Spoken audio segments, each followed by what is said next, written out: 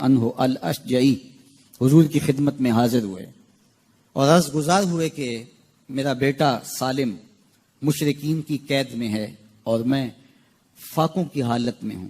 تو فرمایا آل محمد کے پاس ایک سیر جو ہیں، بس اس کے علاوہ ہمارے پاس بھی کھانے کے لیے دنیاوی اسباب نہیں ہیں.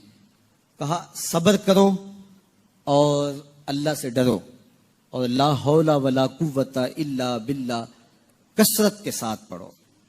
یہ ایسا وظیفہ ہے، ایک حدیث پاک میں آتا ہے کہ یہ 99 بیماریوں کا علاج ہے. اس میں سب سے کم درجے کی بیماری ہم اور غم ہے.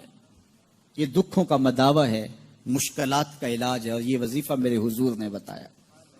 حضرت ابو ذر غفاری رضی اللہ تعالیٰ عنہ کو حضور نے 5 چیزیں بتائی تھیں. ان میں سے 5ویں چیز یہ تھی کہ ابو ذر کثرت کے ساتھ لا حول ولا قوت الا باللہ پڑھا کرو. فرمایا عرش الہی کے نیچے ایک خاص خزانہ ہے، یہ وظیفہ وہاں سے آیا ہے. یہ زندگی میں معمول بنا لو. جب پھنس جاؤ، مشکلات میں آ جاؤ تو لا حول ولا قوت الا باللہ پڑھو، اللہ راستے کھولے گا. تو حضور نے 3 چیزیں فرمائی: اللہ سے ڈرو، صبر کرو اور کثرت کے ساتھ لا حول ولا قوت الا باللہ پڑھو. وہ فرماتے ہیں کہ میں یہ عمل شروع کیا، ابھی گھر میں بیٹھا ہی تھا کہ دروازے پہ دستک ہوئی. تو میں اٹھا کہ دروازہ کھولوں دیکھوں کہ کون ہے. تو دروازہ کھولا، دیکھا میرا بیٹا کھڑا ہے اور اس کے پیچھے 100 اونٹ کھڑے ہیں. تو میں نے کہا کہ تم اور یہ اونٹ؟ کہا مجھے موقع لگ گیا، میں ان کی قید سے بھاگ آیا اور آتے آتے ان کے 100 اونٹ بھی ہانک لایا ہوں. وَيَرْزُقْهُ مِنْ حَيْثُ لَا يَحْتَسِبُ، وہ تمہیں وہاں سے رزق دے گا جہاں سے تمہیں گمان بھی نہیں. اس کے ہو کے تو دیکھو. اللہ اکبر. اللہ کے ہو جاؤ تو پھر وہ تمہاری ضرورتوں کا کفیل ہو جائے گا.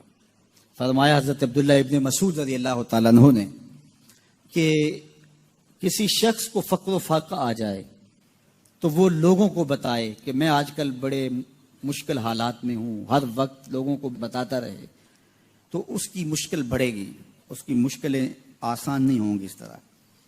اور اگر وہ اپنی اس مشکل کو کسی سے شیئر نہ کرے بلکہ مصلی بچھا کے اپنے رب سے کہے کہ مالک فقر و فاقہ آ گیا ہے اور اس کا علاج تیرے پاس ہے، اس مرض کا مداوع تیرے پاس ہے. تو حضرت عبداللہ ابن مسعود فرماتے ہیں کہ رسول کریم نے فرمایا جلد یا بدیر اللہ اس کو مالا مال فرما دے گا. یہ بھی کبھی کر کے دیکھو.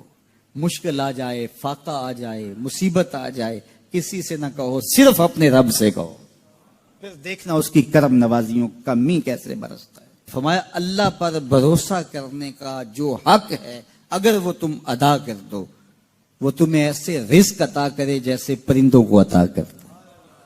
ہم تو دکان پہ جانا ہوتا ہے، فیکٹری میں جانا ہوتا ہے، ہم اپنے کاروبار پہ جانا ہوتا ہے، نوکری پہ جانا ہوتا ہے، مزدوری پہ جانا ہوتا ہے، ہمیں پتہ ہے کہاں آج صبح جانا ہے.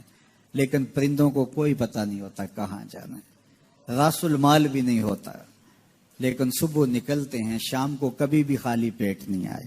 بن توکل پنچھی اڑ دے، خرچ نہ پلے زیرا ہو. گھر سے خالی پیٹ نکلتے ہیں، جب واپس آتے ہیں تو پیٹ بھرے ہوئے ہوتے ہیں، اور پھر جو ان کی ضرورت ہوتی ہے اللہ وہ ساری ضرورتیں پوری کرتا ہے، جو ضرورت ان کی ہوتی ہے. یہ شیر کتنا گوشت کھاتا ہے اللہ روز اسے دیتا ہے. یہ ہنس روزانہ سچے موتی کھاتے ہیں، اور آپ مارکیٹ میں لینے جائیں لاکھوں روپے لگا کے تولے ماشے کے حساب سے آپ خریدتے ہیں، پھر بھی آپ کو یقین نہیں ہوتا کہ یہ سچے ہیں یا 2 نمبر ہیں. اور ہنس دنیا پہ کروڑوں جانور پائے جاتے ہیں، روز کھاتے ہیں، صبح بھی، شام بھی، دوپہر بھی.